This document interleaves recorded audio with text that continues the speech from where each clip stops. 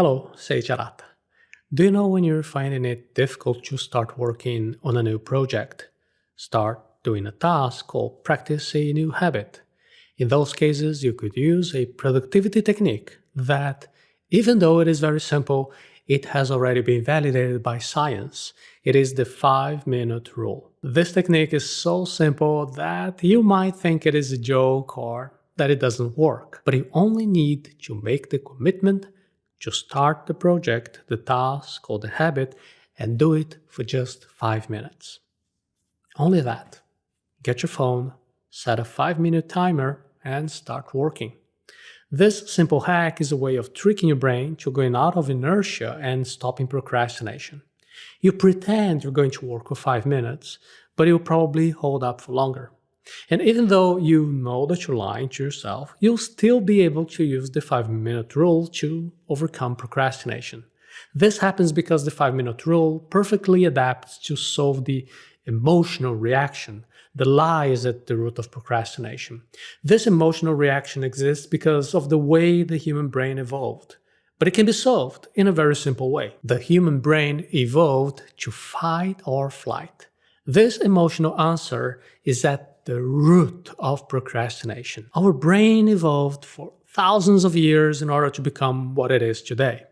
But for the longest part of the evolution, the brain's main concern was not to, impress the boss or to go viral on social media or stop watching television. The main concern was to survive. And that is why the human brain doesn't like discomfort, and it is programmed to give quick answers to those fight or flight triggers. This is how humankind survived against much stronger predators, by quickly analyzing whether they should fight the threat or simply run away and survive. It has been a long time since we lived in caves, but our brain still has practically the same structure. Whenever it foresees a discomfortable situation, it is going to try to avoid that situation at any cost. This is one of the reasons why we procrastinate so much. The fear or the anxiety that you feel before starting a task is pretty similar to the feelings our primitive ancestors had when they would find an animal in the jungle. To their brain, the quick answer was to fight against it or simply run away from the task. The fight or flight reaction was essential for our survival in the jungle, but in a modern world, it often bothers us more than it helps us, because it is basically an emotional reaction. It doesn't really take reason into consideration. That is why we procrastinate, even when we rationally know that leaving everything for later will get us in trouble in our personal and professional lives. See, we rationally know leaving that task for work for the last day will get us in trouble. We know that handing in our tax return at the last minute, it is a risk. And we know that when we have a health problem, every day that we don't go to the doctor can make the problem more serious. But even when we rationally know all of that, we still procrastinate. The root of procrastination is some kind of a self-delusion of our brain that relies more on emotion than on reason. That is why the solution to procrastination can also be based on a kind of a self-delusion. Here is where the 5-minute rule comes in. The 5-minute rule works because it helps your brain overcome the fear of feeling uncomfortable. Procrastination is the conflict between the emotional and the rational part of your brain. While the emotional part is always avoiding uncomfortable situations and looking for safety, the rational part makes long-term plans, and it knows that it needs to complete a series of tasks in order to make those plans come true, even if those tasks are unpleasant. Now, the solution to this conflict is to simply reduce your expectations, to reduce your long-term plans that scare the emotional part of your brain and make them much smaller tasks so that they become unable to create procrastination. It is as if you were in the jungle. Instead of finding a tiger, you'd find a cute little kitten. Writing your final degree project for university is a scary task, but just writing one paragraph is harmless. Doing hard exercise for a whole hour is scary, but just doing a set of sit-ups, not so much. Cleaning the whole house is scary, but washing a spoon, not so much. That is why whenever you catch yourself procrastinating to start a task, make an agreement with yourself. Tell yourself that you will work on that task just for 5 minutes. You'll take your phone, set a 5-minute timer, and simply start working without thinking too much. Leave skepticism aside. Just try the 5-minute rule. If you're more of a critical person, you must be already creating a list of reasons why the technique will not work for you. You may think that 5 minutes of work will not make the smallest difference in your main goals, which require months of effort and hard work. If you think that 5 minutes will not solve the problem of procrastination, let me tell you a secret.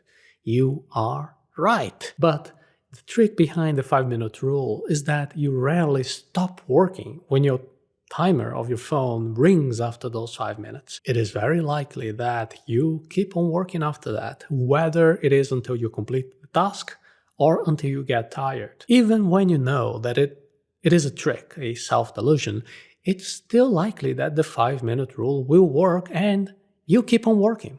This happens because the 5-minute rule fights the root of procrastination, which is precisely the fear to start. Once you start doing the task, the emotional part of your brain realizes that there is nothing to be afraid of. And that way, it deactivates the fight or flight quick response, as it doesn't see it as a threat anymore. The 5-minute rule is effective because the truth is that our brain is not afraid of work itself. What happens is that it doesn't like the idea of working in anticipation, especially the thought of working on big and threatening tasks.